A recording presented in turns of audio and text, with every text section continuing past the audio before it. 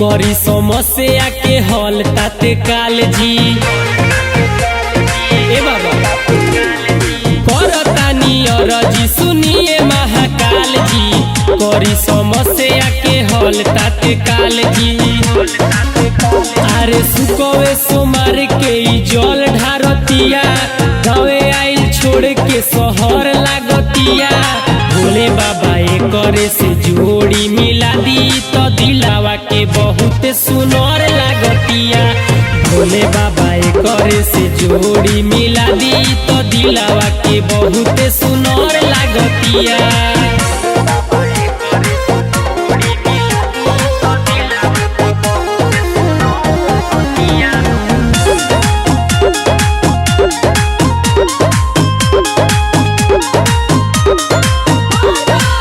रोज रोज देखतानी आवे शिववाला, फेरी नजर एक बार डमरू वाला।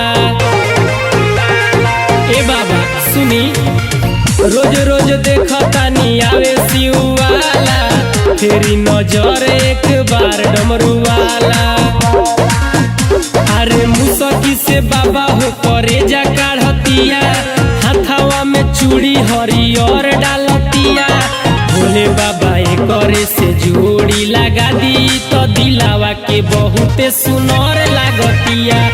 भोले बाबा करे से जोड़ी मिला दी तो दिलावा के बहुत सुनर लागतिया।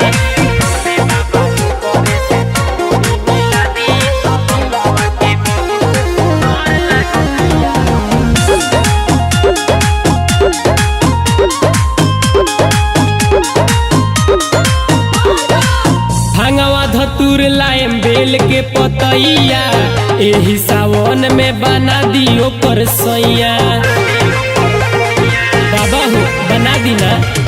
भांगवा धतूर लाएम बेल के पतैया, एही सावन में बना दियो पर सैया। अरे पनिया के ई तो लहर लागतिया, रहे वाला जिंदगी भघर लागतिया। विपिन बिहारी पिरिस कहता ए बाबा ई तो दिलावा के बहुत सुनर लागतिया। भोले बाबा करे से जोड़ी मिला दी तो दिलावा के बहुत सुनर लागतिया।